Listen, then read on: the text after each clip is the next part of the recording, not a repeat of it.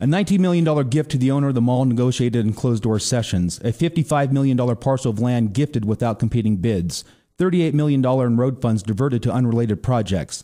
This is why I'm adamantly opposed to Ryan McEachran, Mike Rothschild, and Jim Cox. Their only response to me is that I'm trying to buy the council and I'm an outsider who has no business in the city. This is a typical diversion tactic by those who choose not to address the issues.